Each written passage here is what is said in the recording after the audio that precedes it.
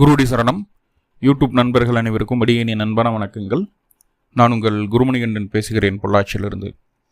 திருக்கணித பஞ்சாங்கத்தின்படி வரக்கூடிய ஏப்ரல் மாதம் மிதுன ராசி அன்பர்களுக்கு என்ன மாதிரியான பலன்கள் நடக்க இருக்குது அப்படிங்கிற விஷயத்தை இந்த பதிவில் பார்க்க போகிறோம். பாசிட்டிவ் நெகட்டிவ் ரெண்டுமே பார்த்துடலாம். நெகட்டிவ் ஏதாவது இருக்குது அப்படின்னா அதை எப்படி பாசிட்டிவாக மாற்றிக்கிறது, அதற்குண்டான வழிபாட்டு முறைகள் என்ன, அதை எப்படி செய்யணும் அப்படிங்கிற எல்லா விதமான விவரங்களையும் விரிவாக தெளிவாக டீட்டெயில்டாக அந்த பதிவில் நம்ம பார்க்கலாம். முதல்ல இந்த மாத துவக்கத்தில் என்ன கிரகநிலைகள் மிதுன ராசிக்கு இருக்குது, மேலும் இந்த மாதத்தில் என்னென்ன கிரகங்கள் பயிற்சி ஆகுது, அந்த கிரக பயிற்சியால் ஏற்படக்கூடிய மாற்றங்கள் என்னென்ன அப்படிங்கிறதன் அடிப்படையில் தான் இந்த பதிவானது பதிவு செய்யப்படுது. ஸோ அப்படி பார்க்கும்போது இந்த மாத துவக்கத்தில் என்ன கிரகநிலைகள் மிதுன ராசிக்கு இருக்குது அப்படின்னா, ராசிக்குள்ளேயே செவ்வாய், ராசிக்கு 4ஆம் இடத்துல கேது பகவான், ராசிக்கு 10ஆம் இடமான கர்மஸ்தானத்தில் சூரியன், புதன், சுக்கிரன், சனி, ராகு, அப்படி 5 கிரகங்களுடைய சேர்க்கை அங்கே இருக்குது.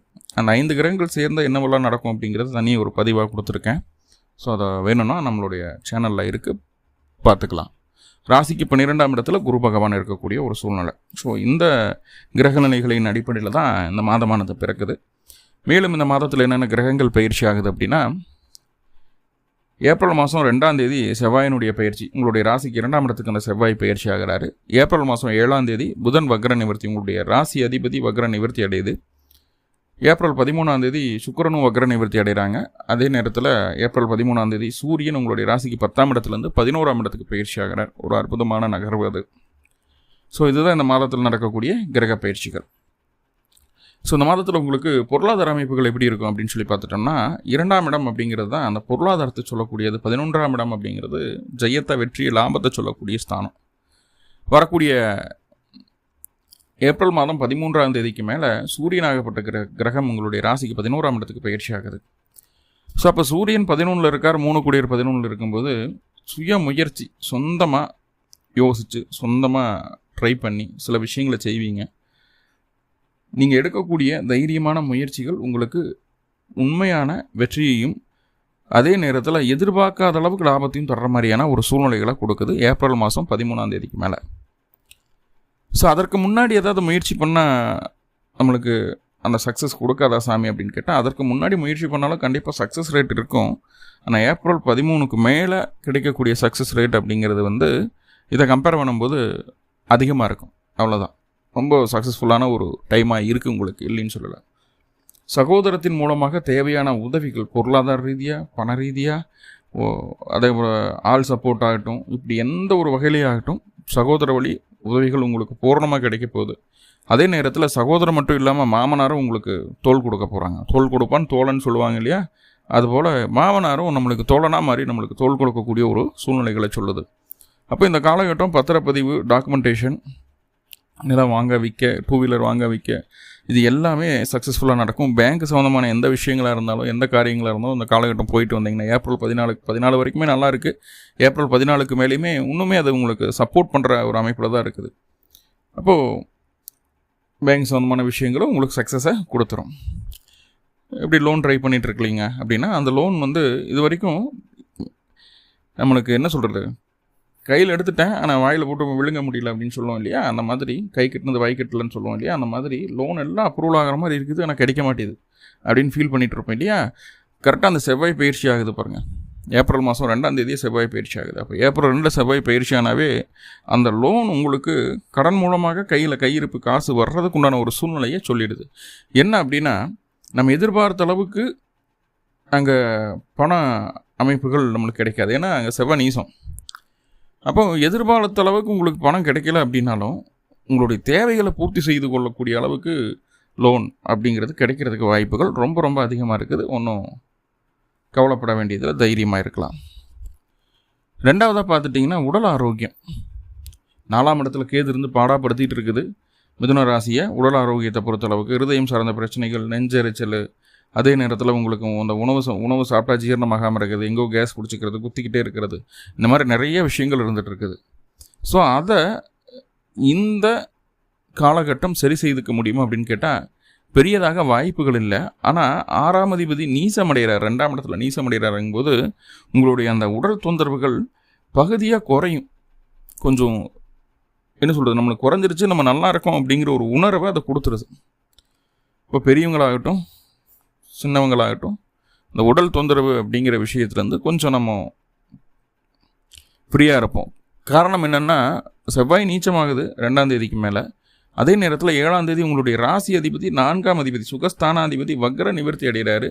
எகன் நீச்சபங்க ராஜயோகம் அப்படிங்கிற ஒரு அமைப்புக்குள்ளே போகுது. அப்போ வக்ர நிவர்த்தி அடைகிறது ஒரு நல்ல விஷயம். அப்போ ஆரோக்கியத்தில் மேன்மை அடைகிறதுக்கு உண்டான ஒரு சூழ்நிலைகளை சொல்லிடுது.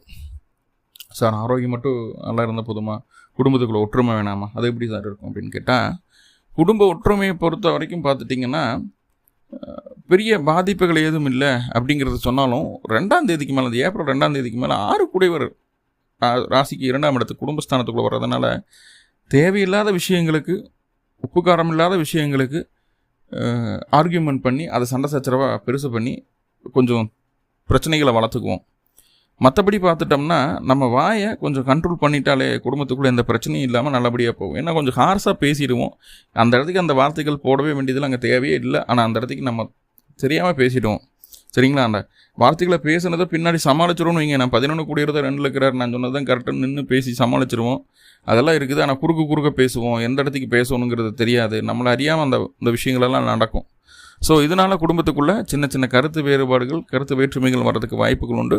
உங்களுடைய கருத்துக்கு சரியான மரியாதை மதிப்பு கிடைக்காம போகிறதுக்கும் வாய்ப்புகளை சொல்லுது இந்த காலகட்டம். ஸோ அப்போ பேச்சில் கொஞ்சம் நிதானமும் அவசியம். ஒருத்தர் விஷயத்த சொல்ல வர்றாங்க அப்படின்னா காது கொடுத்து கேளுங்க. கேட்டுட்டு அதுக்கப்புறம் ஆன்சர் பண்ணுங்கள். அவங்க சொல்லவே நீங்கள் குறுக்க பேசாதீங்க. ஸோ அது நல்லா இருக்காது அப்படிங்கிற விஷயத்த புரிஞ்சு வச்சுக்க வேண்டியது இருக்குது. படிப்பு சார், படிப்பு அப்படிங்கும்போது ஏப்ரல் மாதம் 7ஆம் தேதிக்கு மேலே, ஏப்ரல் 7ஆம் தேதிக்கு அதுக்கு முன்னாடியே நல்லா தான் இருக்குது, பிரச்சனை இல்லை. ஏப்ரல் 7க்கு மேலே இன்னுமே கொஞ்சம் நல்ல இம்ப்ரூவ்மெண்ட் படிப்பில் இருக்கும்.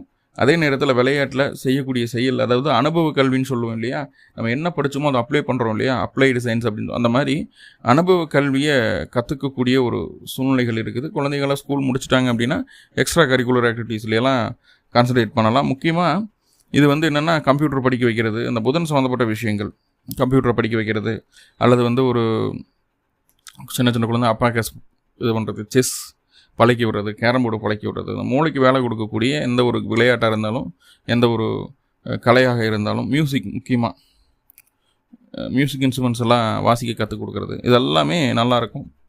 பாட கற்றுக் கொடுக்குறது, ஸோ இது எல்லாமே நல்லாயிருக்கும். சரிங்களா? அந்த மாதிரி ஒரு எக்ஸ்ட்ரா கரிக்குலர் ஆக்டிவிட்டீஸ்களை ஈடுபடுத்திட்டிங்கன்னா அது இவங்களுக்கு லைஃப் லாங் மறக்காத அளவுக்கு ஒரு நல்ல ஒரு சூழ்நிலையாக இருக்கும். உங்களுடைய சுயஜாதகத்தில், குழந்தைங்களுடைய சுயஜாதகத்தில் எப்படி வேணாலும் இருக்கலாம். ஆனால் இந்த காலகட்டத்துக்கு சப்போர்ட் பண்ணது ஷார்ட் டைமில் கற்றுக்க வேண்டிய விஷயம் தான். அந்த கற்றுக்கிட்டாங்கன்னா ஃப்யூச்சர் நல்லாயிருக்கும். இதை வச்சுட்டு அவங்களால இது ஒரு எக்ஸ்ட்ராவான அட்வான்டேஜாக இருக்கும் அவங்களுக்கு இன் ஃப்யூச்சரில். அதை நல்லா புரிஞ்சுக்க வேண்டியது இருக்கும். ஓகே, கணவன் மனைவி உறவு அப்படிங்கும்போது இங்கே தான் கொஞ்சம் செக்கு. ஏன்னா 7ஆம் அதிபதி 12 இருக்கிறாரு. ஆனால் குருவும் சுக்கிரனும் பரிவர்த்தனை ஆகுது. அப்போது உங்களுடைய வாழ்க்கை துணை உங்களுக்கு முழுக்க தன்னை அர்ப்பணிக்கிறாங்களா, இல்லை தன்னை வேலைக்காக அர்ப்பணிச்சுக்கிறாங்களா அப்படிங்கிறத ஒரு கேள்வி கேட்டுட்டோம் அப்படின்னா இந்த காலகட்டம் உங்களுடைய வாழ்க்கை துணை உங்களை சுத்தமாக கண்டுக்க மாட்டாங்க. அவங்க வேலை, அவங்க வேலை, இதுலேயே தான் கான்சன்ட்ரேஷன் இருக்கும். நம்மளை பெருசாக கண்டுக்கிற மாதிரியான ஒரு சூழ்நிலைகளை சொல்லலை. ஸோ அப்போது கான்சன்ட்ரேஷன் ஆன் ஒர்க் அப்படின்னா நீங்கள் விட்டுருங்க, ஃப்ரீயாக விட்டுருங்க. அவங்களா தேடி வருவாங்க. தேடி வர்றதுக்கு நாள் இருக்குது. மே மாதத்துக்கு மேலே வாழ்க்கை துணை நீங்கள் இல்லைன்னா என்னால் இருக்கவே முடியாதுன்னு சொல்கிற மாதிரியான ஒரு சூழ்நிலைகளாக இருக்குது. நிறைய பிரிந்த குடும்பங்கள், மிதுன ராசி அன்பர்களுக்கு பிரிந்த குடும்பங்கள், கணவன் மனைவி பிரச்சனை இருக்கக்கூடிய குடும்பங்கள் சேர்றதுக்கு வாய்ப்புகளை சொல்லுது. ஸோ அதெல்லாமே நல்ல விஷயம். இப்போதைக்கு கொஞ்சம் டைம் அப்படி தான் இருக்குது. கொஞ்சம் விட்டு பிடிங்க. உனக்கு உங்கள் காரியம் தான் முக்கியம்னா பாரு, நான் அதுக்கு ஹெல்ப் பண்ணுறேன்றங்க.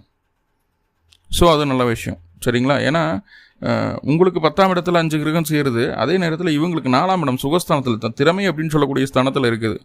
சில நேரங்களில் நம்ம என்னென்னா அவங்களுக்கு ஹெல்ப் பண்ணாமல் அவங்களுடைய ஆக்டிவிட்டீஸை தவறான கண்ணோட்டத்தில் பார்த்துருவோம். தவறு பண்ணுற மாதிரி நம்ம யோசிச்சுடுவோம், ஆணாக இருந்தாலும் பெண்ணாக இருந்தாலும். ஸோ அந்த இடத்துல மட்டும் கொஞ்சம் நம்ம சரியாக நடந்துக்கிட்டோம் அப்படின்னா கணவன் மனைவி உறவில் எந்த பிரச்சனையும் இருக்காது. முக்கியமாக செலவுகள் வரும், மருத்துவ செலவுகள் வரும். அது ஆல்ரெடி இருந்துட்டு தான் இருக்குது மிதுனத்துக்கு இல்லையா. கணவன் மனைவிக்கு, அதாவது உங்களுடைய வாழ்க்கை துணைக்கு சில செலவுகள் வரும். இல்லைன்னா வேலைக்காக வெளியூர் வெளிமாநிலம் போயிட்டு வர மாதிரி இருக்கும் ஆண்களாக இருந்தால். ஸோ கணவன் மனைவி உறவு கொஞ்சம் மத்தியமாக தான் இருக்குது. காதல் அமைப்புகள் முதல் 7 நாட்களுக்கு முதல் 13 நாட்களுக்கு உங்களுடைய காதலனோ காதலியோ ரொம்ப பிடிவாத போக்கில் இருப்பாங்க. அதன் பின்பு காதல் திருமணத்திற்கு போகிறதுக்கு என்னென்னவெல்லாம் தேவையோ, என்னென்ன விஷயங்கள்லாம் செய்யணுமோ எல்லா விஷயம் அங்கே செய்வீங்க. சில நேரங்களில் உங்களுடைய காதலியுடைய தாயாருக்கு அல்லது காதலனுடைய தாயாருக்கு உங்களுடைய விஷயம் வெளியில் போய் சேர்றதுக்கு உண்டான வாய்ப்புகள் உண்டு. ஸோ அப்போ இந்த மாதம் நிறைய பாசிட்டிவான விஷயங்கள், சின்ன சின்ன நெகட்டிவ் இருக்குது இல்லையா, நெகட்டிவாக பாசிட்டிவாக மாற்றிக்கிறதுக்கு என்ன பண்ணணும் அப்படின்னா, அருகில் இருக்கக்கூடிய மகாலட்சுமி ஆலயங்களுக்கு சென்று மகாலட்சுமியை மனசார வழிபாடு பண்ணிட்டு வாங்க. பிறந்த கிழமை அன்றைக்கி இந்த வழிபாடு பண்ணுங்கள். இந்த மாதம் உங்களுக்கு ரொம்ப வெற்றிகரமான மாதமாக அமைகிறதுக்கு நானும் என்னுடைய தெய்வத்தை பிரார்த்தனை பண்ணிக்கிறேன். நன்றி நண்பர்களே, நன்றி. வாழ்வளமுடன். திருச்சிற்றம்பலம்.